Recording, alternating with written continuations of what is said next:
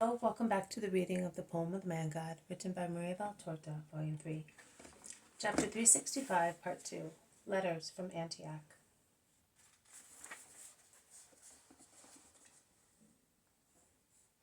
That is true, so we shall not be lost. After the trial, will we be more holy because we are humble? Yes. A short, severe yes. Is that how you say it, Master? Yes, that is how I say it. You would like us to be holy before the trial? Yes, I would, with regard to everybody. Everybody? Shall we not all be all equal in the trial? Neither before it, nor during it, nor after it, you will be equal. And yet I gave everyone the same word and the same love, Master. We are very guilty towards you. Jesus sighs. The zealot, after a rather long silence, is about to speak. But the apostles and disciples who have met Margium at the lower slopes of Gethsemane are hurrying towards them. And Simon is silent, while Jesus replies to the greeting of everyone, and then goes towards the olive grove and the house, walking beside Peter. Peter informs him that they have been on the lookout since dawn, that Eliza is still ill in Joanna's house, that some Pharisees had come the previous evening, that a bundle of rather confused news, and at last the question, and what about Lazarus? To which Jesus replies in detail. Peter, who is very curious, cannot refrain from asking, "And nothing, Lord? No news?"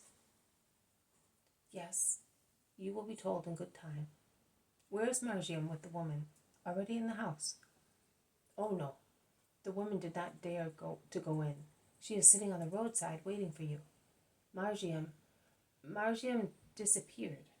Has he run to the house?" Let us quicken our steps. But no matter how much they hurry, they do not arrive at the house before Mary, with her sister-in-law. Salome, Porphyria, the wives of Bartholomew and Philip, have come out to venerate him.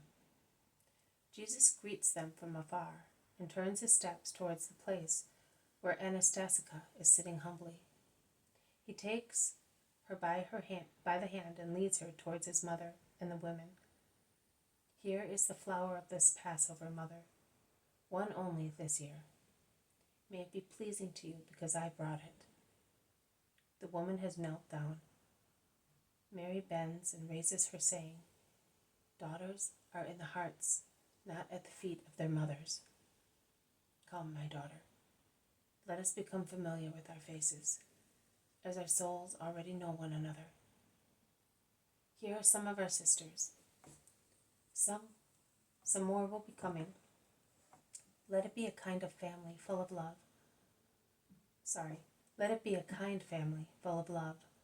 for all its members and full of holiness for the glory of God." The women disciples kiss one another lovingly and exchange greetings. They enter the house and go up to the terrace, which is surrounded by the white blossoms of hundreds of olive trees. The groups part. Jesus with the men, the women with the newcomer. Susanna, who had gone to town, comes back with her husband. Joanna arrives with the children. Analea appears with her angelical face, and Jairus, who was with the disciples while they were running towards Jesus, comes back with his daughter, who joins the group of women near Mary, who caresses her. There is peace and love in the gathering. Then the sun sets, and before dismissing those who have to go back to their own houses or to the ones where they are guests, Jesus gathers them all together to pray and blesses them. He then dismisses them and remains with those who prefer to crowd in the house at Gethsemane or to spend the night under the olive trees rather than go away. So the women who remain are Mary, Mary of Alphaeus, Salome, Anastasia, Porphyria. The men are Jesus, Peter, Andrew, James, and Judas of Alphaeus, James and John of Zebedee, Simon Zealot, Matthew, and Margium. Supper is soon over, Then Jesus invites his mother and Mary of Alphaeus to go with him, and the disciples into the silent olive grove. Perhaps the other women would like to go as well, but Jesus does not invite them. On the contrary, he says to Salome and Porphyria, "Entertain our new sister, speaking of holy things, and then go to bed without waiting for us. Peace be with you." So the three women resign themselves to their destiny. Peter is rather sulky, and he becomes silent. All the others, instead, are talking while going in group towards the rock of Jesus' future agony. They sit on its edge, facing Jerusalem, which is slowly calming down after the confusion of the day. "Light some branches, Peter." "Why?" "Because I want to read to you what John and Syntyche have written. Since you are dissatisfied, you had better know that that is the reason why I did not let the three women come." "But my wife was there that evening." But it would have been impolite to exclude Salome only of the old women disciples. In any case, it will give you the opportunity to give vent to your desire to speak, as you will be able to tell your prudent wife what you are now going to hear. Peter, rejoicing at the praise of his wife and at the permission to inform her of the secret, is no longer sulky, and he busies himself lighting a bright fire, from which flames rise straight and still in the calm air. Jesus takes out of his waist the two letters. He unfolds them and reads them in the middle of the circle of 11 attentive faces. To Jesus of Nazareth, honor and blessings. To Mary of Nazareth, blessings and peace. To my holy brothers, peace and good health. To my beloved Margium, peace and caresses. Tears and smiles are in my heart and on my face as I sit down to write this letter to you all. Recollections, nostalgia, hope, and peace for the duty I have accomplished are with me. All the past, which is of value to me, that is, the past which began 12 months ago, is before me, and a psalm of gratitude to God rises from my heart, as he has been too merciful towards me, a culprit. May you be blessed, and with you the Holy Mother who gave birth to you in this world, and the other Mother whom I remember as Mercy incarnate.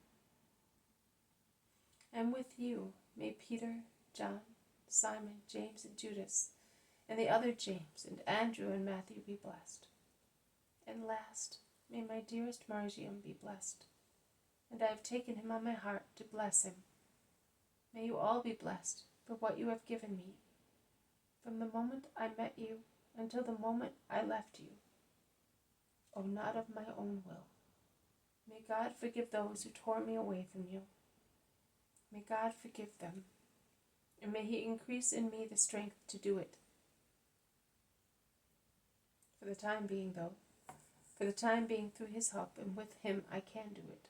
But alone, no, I would not yet be able to do it, because too scorching is the injury that they did to me by tearing me away from true life, from you, most holy Jesus. It is still too scorching, notwithstanding your consolation is a continuous balmy shower to me. Jesus glances over several lines without reading them, and he resumes, "My life.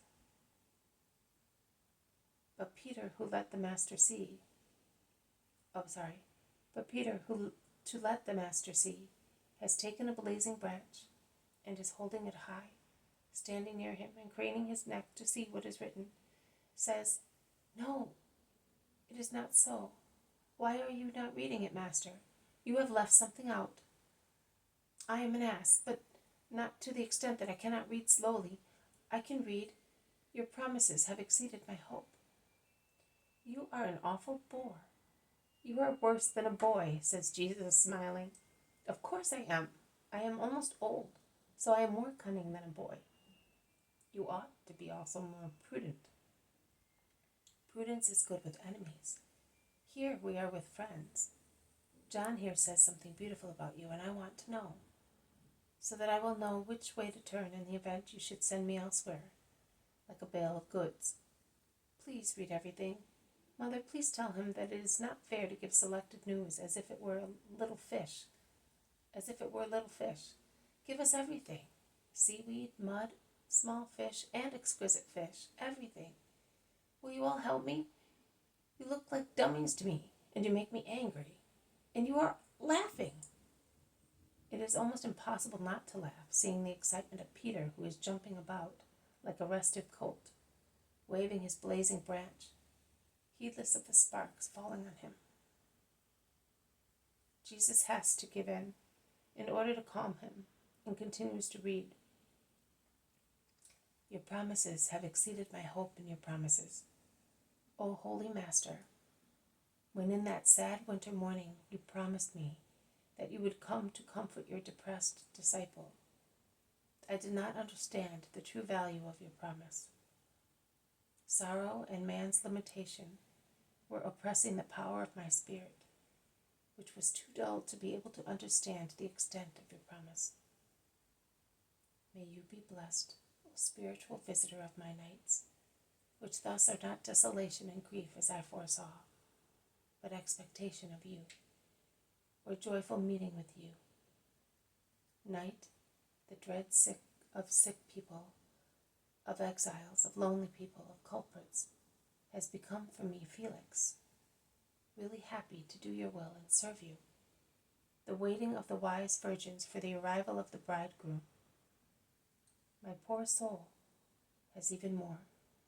It has the blessing of being the bride awaiting her love, who comes to the nuptial room to give her every time the joy of their first meeting and the fortifying ecstasy of their union.